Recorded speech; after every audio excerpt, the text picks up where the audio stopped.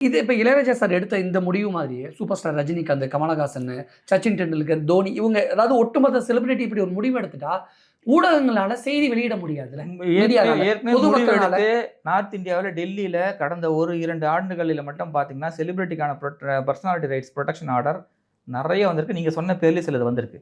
ஓ. Super star already ஒரு கேஸை போட்டு ஆர்டரும் வாங்கியிருக்காரு. அவர் பர்சனாலிட்டி ரைட் அமிதாப் பச்சன் வாங்கியிருக்காரு, ஐஸ்வர்யா ராய் வாங்கியிருக்காங்க, அனில் கபூர் வாங்கியிருக்காரு.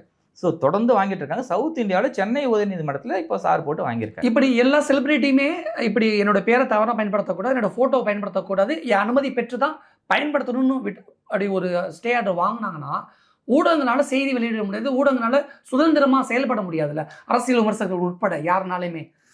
அப்ப இங்க ஏதோ ஒரு விஷயங்கள் முடக்கப்படுதோ. அந்த அந்த ஆர்டர்ல என்ன சொல்றாங்களோ, ஆர்டர் கேட்கறது என்ன சொன்னா, எனக்கு நீதிமன்றம் எல்லாத்தையும் ஆராய்ச்சி பண்ணி தான் ஒரு ஆர்டர் பாஸ் பண்ணுது. ஸோ பிளண்டா எல்லாத்தையுமே ஸ்டாப் பண்ணுங்கன்னு சொல்லிட்டு ஒரு ஆர்டர் பாஸ் பண்ணாது. அதுல அவருக்கு விருப்பம் இல்லாத விஷயங்களை அவர் விருப்பம் இல்லாத இடத்துல பயன்படுத்தாதீங்கன்னு ஒரு ஆர்டர் கொடுத்துருக்காங்க. ஸோ அதனால யார் வேணா எப்படி வேணா விடலாம்னு சொல்லிட்டு போயிட்டு இருந்தா நீதிமன்றம் இருக்க வேண்டிய அவசியமே கிடையாது. சட்டத்துல ப்ரொவிஷன்ஸ் இருக்க வேண்டிய அவசியமே இல்லையே. இருக்கிற ப்ரொவிஷனை இன்வோக் பண்ணி அதுக்கான ரெமடியை வாங்குறாரு. ஓகே, அதைத்தான் ராஜா சார் முதல்ல இருந்தே பண்ணிட்டு இருக்காரு. எப்பவுமே கோர்ட் வழியா போய் நீதிமன்றத்தை நாடி அங்கதான் ரெமடியை வாங்கிட்டு இருக்காரு. ஒருவேளை மீண்டும் இளையராஜா அவர்கள் பிஜேபியோட ஆதரவோட நியமன எம்பியாக தேர்ந்தெடுக்கப்பட்டால், பிஜேபியின் தயவில், பிஜேபியின் ஆதரவில் இளையராஜா அவர்கள் எம்பி அப்படின்னு செய்தி போடலாமா? நீங்க போடுற செய்தி உண்மையா இல்லையான்றத நடவடிக்கை எடுக்கக்கூடிய உரிமை ராஜா சாருக்கு இருக்கு.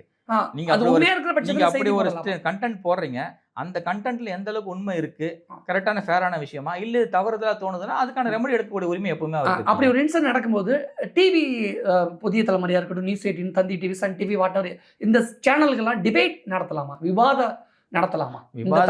விவாதங்கள் பொதுவா வச்சு அவங்க நடத்துறாங்க, ஜெனரலா நடத்த செய்யறாங்க. அந்த இடத்துல தேவையில்லாத இடங்கள்ல அவருடைய மார்க் பண்றதோ அவரை கிரிட்டிசைஸ் பண்றதோ பண்ணாங்கன்னா அதுக்கான நடவடிக்கை எடுக்கப்படும்.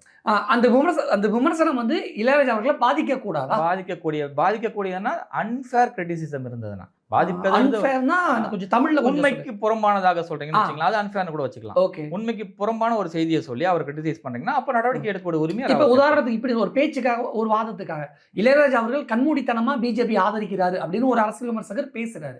இந்த வாதம் ஏற்றுக்கொள்ள, இதுக்கு நடவடிக்கை எடுக்கக்கூடிய உரிமை ராஜா சாருக்கு இருக்கு. அவர் எடுப்பாரா இல்லையானது அவர் தான் முடிவு பண்ணுவார். ஆனா எடுக்கக்கூடிய உரிமை ராஜா சார் கண்டிப்பா. ஆனா கருத்து சுதந்திரம், பேச்சு சுதந்திரம் அடிவாங்க. இது கருத்து சுதந்திரத்துக்குள்ள உட்பட்டு வருதா, அந்த டெஃபினிஷனுக்குள்ள வருதா, அந்த லிமிட்ஸ்க்குள்ள வருதான்னு முடிவெடுக்கக்கூடிய ஃபோரம் கோர்ட் தான். ஓகே.